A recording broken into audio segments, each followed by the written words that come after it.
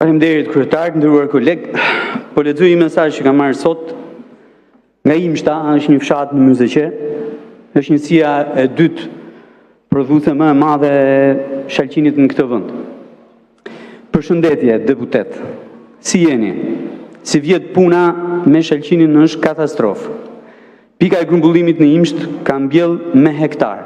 Vetë personalisht, vetëm Golja. Po e përmend të Golen sepse ky është institucion, nuk është individ. Me ortakun e tij nga Kosova, kanë mbjell 200 hektar dhe djersa e fermerëve. Tallen pikat e grumbullimit sot. Që po të shkruaj, këta dy persona e mbledhin shalqinin nga ne buqit me 50 lek. Me nder tallen me fermerët, që janë zhytur në borxhe, me kredira, deri në fyt, kemi 4 vjetë, që ju themi ju si deputet, dhe i kemi shkruajtur edhe zëvendës ministrit bujqësisë, dhe nuk kemi një përgjigje nga partia jonë, që e kemi votuar me shpirt dhe nuk na kthen përgjigje për këtë shqetësim. Që nuk dalim dot nga borxhet dhe kredit që kemi marrë në përbanka me respekt, filani në emër të gjithë fermerëve të Imshtës. Tani, çfarë ndodh sot në territorin bujqësor? Bujku kërkon prodhoi, siç këta të Imshtës bëjnë. Kur sezoni para tij ka qenë i mbar, mbjell me paratë e tij. Blejnë pute, shërbime, duke filluar nga punimi i tokës deri tek frezimi i saj, mallra që janë ushqyes edhe mbrojtës të bimës në fund edhe të prodhimit. Kur sezoni para tij ka dështuar, pra nuk ka marrë paratë e veta, merr borxh. Ku të mundet? Tek i ngjashmi, nëse i ngjashmi bujk ka para. Tek mikrofinanca, pra tek institucionet e mikrokreditit. Në banka, duke lënë kolateral çdo gjë, përfshirë edhe tokë. Tek zotruesi i inputeve bujqësore, me premtimin që do paguaj pasi shet prodhimi.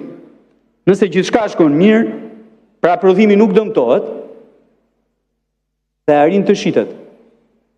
Është sukses. Nëse çmimi nuk është ai që ka pritur, nuk justifikon kostot, kolaterali ekzekutohet, zinxhiri i borxheve bëhet shumë i gjatë. Çfarë bën ligji që kemi sot në diskutim? Ligjëron eksaktësisht këtë skemë. E vendos mbi baza ligjore.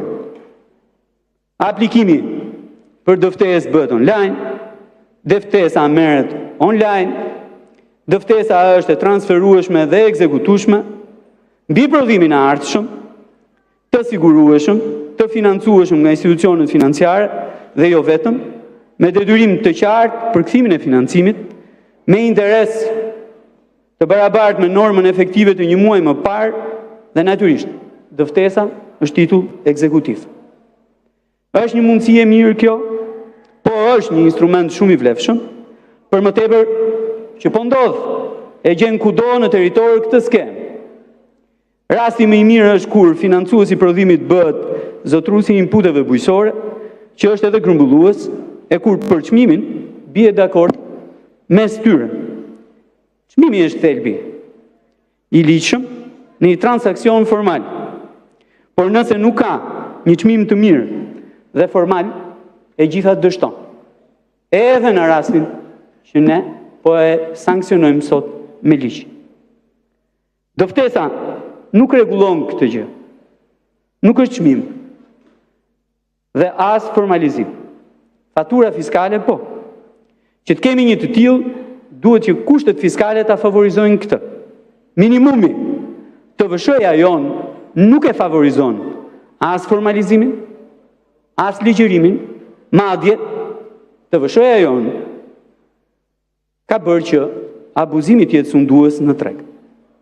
Abuzimi në treg për te i faturës është thelbi.